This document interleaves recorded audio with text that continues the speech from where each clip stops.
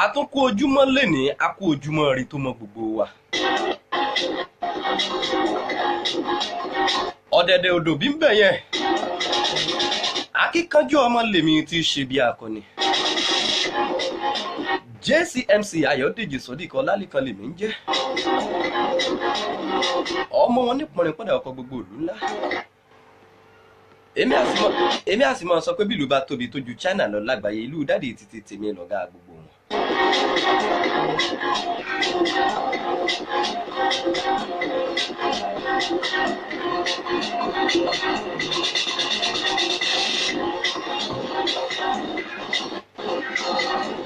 Bẹ́ẹ̀ bá ti ń bọ̀ wá, mo kí yín kú ojúmọ́ ń bẹ̀ yẹn. A dúpẹ́ lọ́wọ́ Ọlọ́run ọba. This is the first episode in the year 2018. Ìtẹ́tísí náà lélẹ́yìí. Ká máa dúpẹ́ fọ́lọ́run ọba. Lọ́dún ọdún eléyìí 2018 á jọ fèmí. Gbogbo nǹkan tí mi bá dáwọ́lé á ṣeé ṣe fún mi.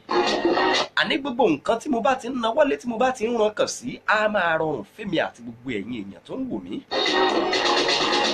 Ojúmọ́ ire ní ìsìn máa ṣe yí Ọmọ́túndé, ẹ káàbọ̀ sà. Mọ́sùmí Mọ́fọ̀ Isaac, you are watching us live and direct. Ẹ dákun torí ìtọ́lọ́run, ẹ má jẹ́ ó ṣàwa nìkan, ẹ ṣíà ẹ̀ káàkiri, ẹ má jẹ́ ó ṣàwa nìkan. Ọdún tuntun lèyí á ṣe é ṣe fáwa.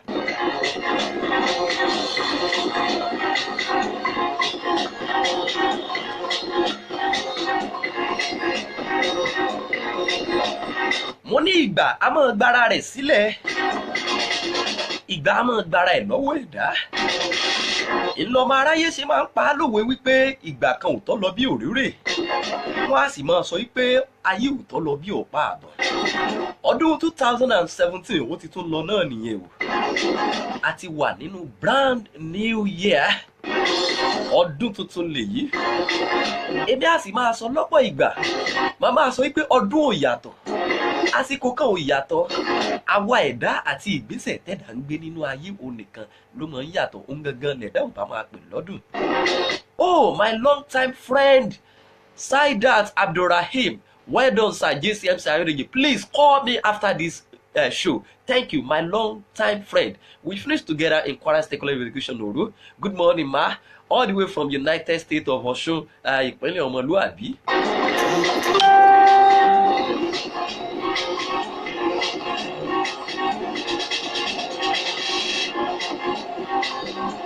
Àsìkò a máa kángárá rẹ̀. Ní gbogbo ìṣẹ́jú tó ń ti wákàtí ńlá ṣe ń sọ wípé àsìkò kan kì í dúró dẹnìkan. Ìyẹn bí ìgbà bó ṣe ń gbára ẹ̀ sílẹ̀ lọ́wọ́ ẹ̀dá. Ọdún 2017 ó ti tún lọ nìyẹn o. Ó ti gbára ẹ̀ sílẹ̀ nìyẹn. Nice one, Mr. Aláròyé, Bami Alhaj Bọ́lá Sàvà Nigeria Limited. Bẹ́ẹ̀ bá fẹ́ ṣe wireless, tẹ́ ẹ fẹ́ ṣe security fencing, tẹ́ ẹ fẹ́ ra àwọn H-beam lọ́lọ́kan òjọ̀kan, iléeṣẹ́ Bọ́lá Sàvà náà ni ẹ mọ̀ kàn sí. Ẹ mọ̀ gbọ́n nípa àwọn bó bá ṣe tún lọ lágbára lọ́wọ́ Ọlọ́run ọba. Àwọn náà darapọ̀ mọ́ wa lọ́dún 2017 tó kọjá. Bẹ́ẹ̀ bá lọ sí www.bolasav.ng, ẹ rí wọn bẹ̀ bíbá. Babalola Adesola, one of our good customer at MM Global Technology, ọmọ Yorùbá, well done sir, well done ma too. Bami Koko Yusuf, àwọn náà ń wò wá, mo dúpẹ́ fún yín pé ẹ máa ń wà pẹ̀lú wa ní gbogbo ìgbà, kò ní sú wa ṣe. Ẹ wò pé mo rán mú sọ̀rọ̀ àbí kàtá ni, sẹ́yìn náà rọ́ yẹ lọ́dọ̀ yín bẹ̀yẹn. Bami Alhaji Bọ́lá Sàvà, wọ́n tún fún mi lóògùn lánàá, wọ́n ní kí n lò, wọ́n láwọn ò fẹ́ kí mo pìrìsẹ́ńtà ó dì.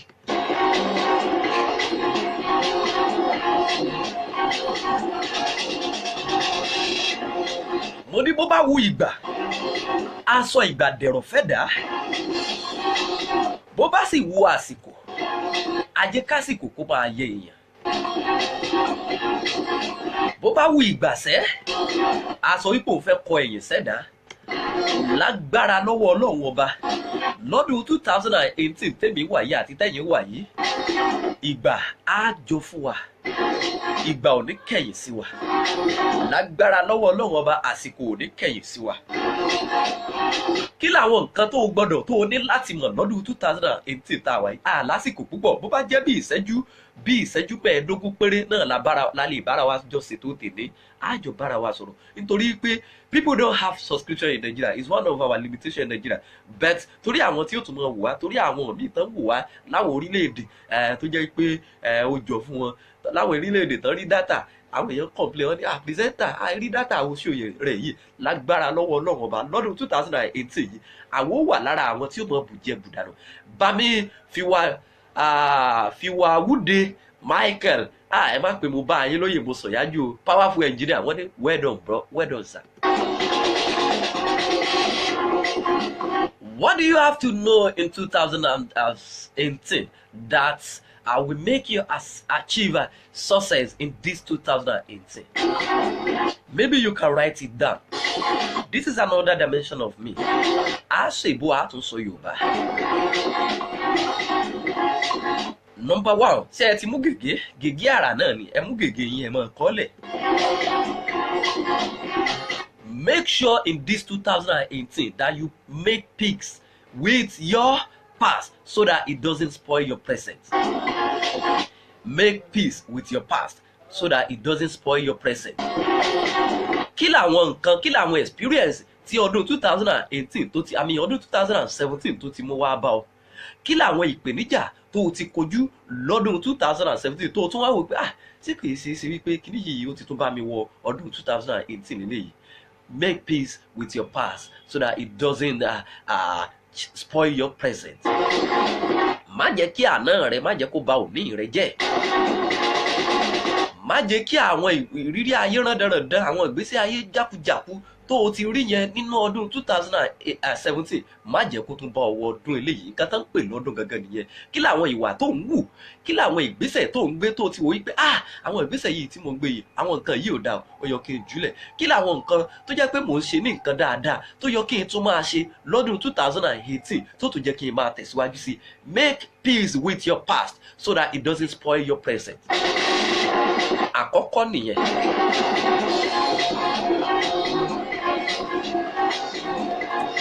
Àwọn ìbànújẹ́ wo lọ́dún 2017 tó ti mú wá bá ọ? Jẹ́ kí ó di àfihẹ́yìn tẹ́gun fi eégún aláré fi sọ jẹ́ kí yẹn jẹ́ kó lọ bẹ́ẹ̀.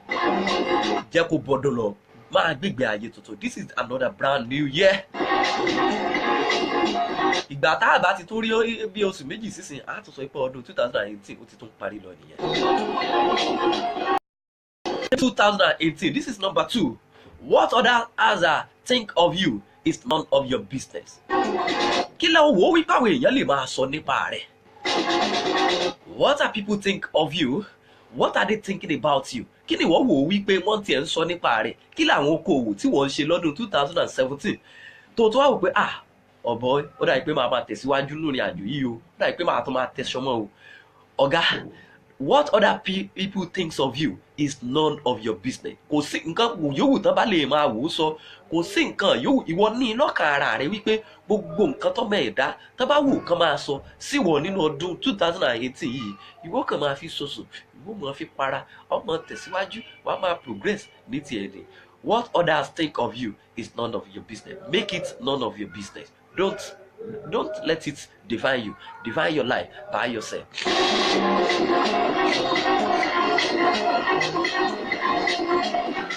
Méjì nìyà àbí? Ẹlẹ́ẹ̀kẹta ìwẹ̀wẹ̀. Try to realize that time heals almost everything in life. Give the time some time. Ẹni ó sọ òyìnbó nílé àná òun náà ní òtù.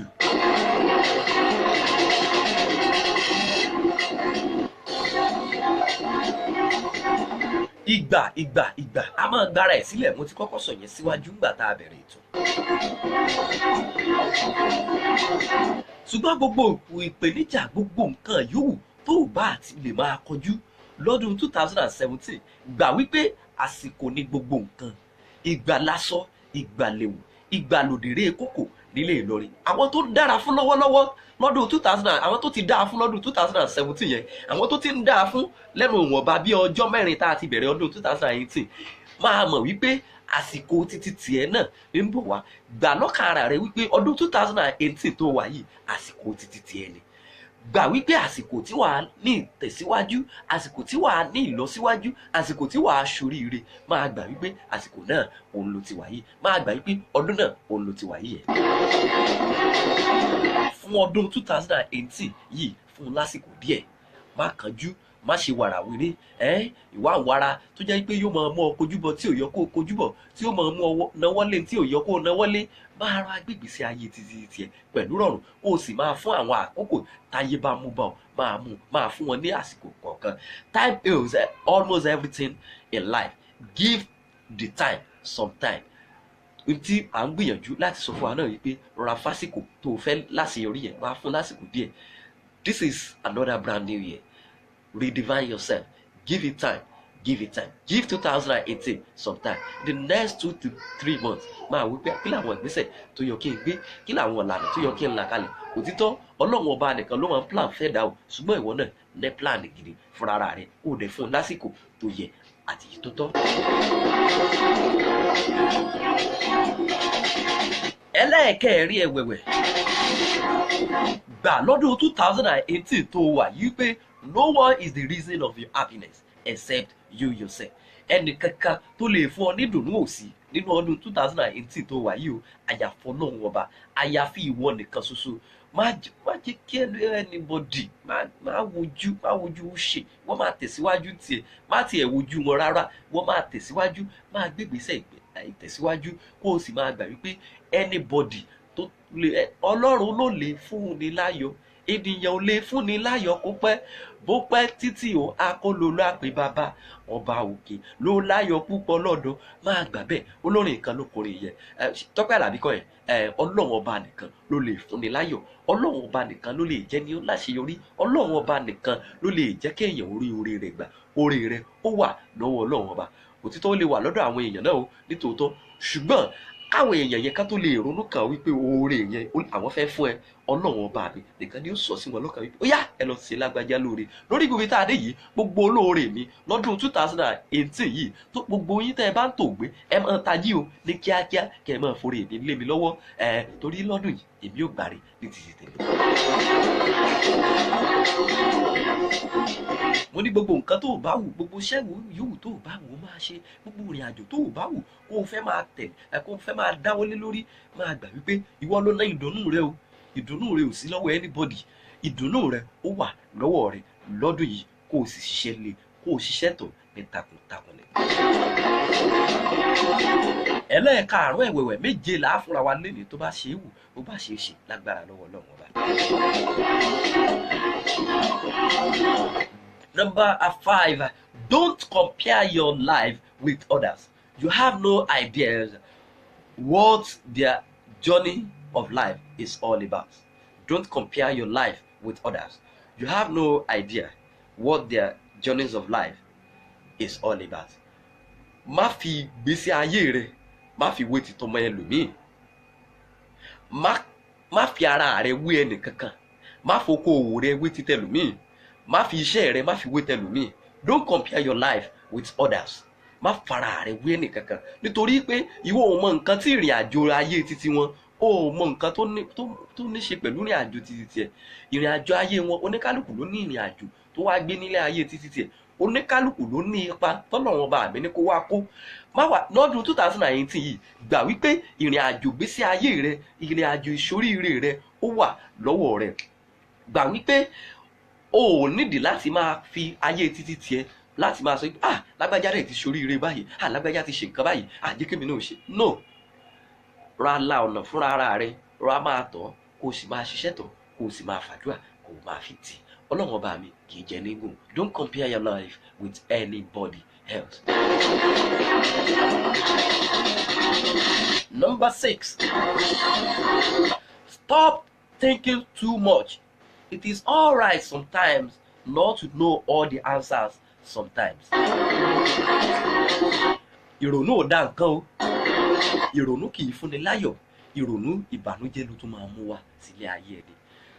Má ronú púpọ̀ nípa àwọn ìgbésẹ̀. Mo ti sọ ìyẹn sí number 1, ṣùgbọ́n eléyìí ìfarapẹ́ ọdún tó ti gbé sẹ́yìn yẹn ó ti lọ nìyẹn. 2017 nìkan kan náà bí ẹ, wọ́n ti bí ẹ láwọn ọdún arọ́mọtán bí 1985, 1987, 1991, 1992 títí tó fi wọ 2000 tó fi wọ 2017. Ọdún tuntun tún lélẹ́yìí, ìrìn àjò tuntun ni kò mọ̀ kó o fẹ́ mú. Má ronú púpọ̀ nípa ìrìn àjò ọmọ ẹlòmíì, nípa ìrìn àjò títí tiẹ̀ gan má ronú rẹ̀ jù tó jẹ́ pé kò wá ní fún ọ láwọn ayọ̀ tó yẹ kó fún ẹ. Stop thinking too much. It is alright not to know all the answer sometimes. Nítorí pé bẹ́ẹ̀dá bá ti ń wò bí ó bá ti ń ronú jù, tẹ́ẹ̀dá bá ronú jù nípa Ọlọ́run gan yóò tún ṣe Ọlọ́run ọba. Ronú níwọ̀nba bí níjà léyìí tó jẹ́ pé yóò máa fún ẹ láyọ̀ tí ó sì máa fún ọ láwọn ìgbìyànjú tó jẹ́ pé àwọn ìgbìyànjú tó bá ń gbé àtàwọn ìgbésẹ̀ tó bá ń gbé yẹn yóò máa fún ẹ láṣeyọrí nínú wọn. Ìyẹn ní wípé kó o má ronú jù. Bó bá ti ń wò pé alágbájá ti ṣe nǹkan báyìí, ṣé mi náà wá ní máa ṣerú ẹ̀, alágbájá ti ṣe báyìí, àtàmẹ̀dù ti ṣe báyìí, ó ti dàgbà ó ti dàrú. Ìrìn àjò wa ọ̀tọ̀ọ̀tọ̀ ni o, ọ̀tọ̀ọ̀tọ̀ náà láàrin wa, torí bá a ṣe bẹ̀rù òun náà làbọ̀ mọ́ tòótọ́, ṣùgbọ́n bóníkálùkù bí ó ṣe rìnrìn àjò ayé rẹ̀ Ọlọ́run ọba mi ó ti fi lé ẹ̀dá lọ́wọ́ kóńkálùkù ó dẹ̀ máa ṣiṣẹ́ tọ̀. Ọdún 2019 nílé, this is another brand new year. Àti bẹ̀rẹ̀ náà nìyẹn. Ẹlẹ́ẹ̀kejì ẹ̀wẹ̀wẹ̀, gbìyànjú nínú ọdún 2018 tó wáyé máa rẹ́rìn lọ́pọ̀lọpọ̀. Smile. You don't own all the problem in the whole world. Máa gbà wípé gbogbo ìṣòro kíṣòro tó o bá lè máa ní lágbára lọ́wọ́ Ọlọ́run ọba, ìbànújẹ́ tí ó wà tí ó kọjú wa táwa ò ní lè control, Ọlọ́run ọba mi kò ní jẹ́ kó bá wa lọ́dún 2018 tá a wà yìí. Don't think too much. Ìwọ nìkan kọ́ ló ní ìṣòro tó wà ní ayé. Máa rẹ́rìn dáadáa ní gbogbo àwọn ìgbésẹ̀, ní gbogbo àwọn àsìkò kọ̀ọ̀kan tó bá bóyá kankan ló ṣe, bóyá èèyàn kan ló múnú bí ẹ, relax, rẹ́rìn. Ẹni yóò dẹ̀ mọ̀ nǹkan tí ní àjò ti tèmi mú dání o.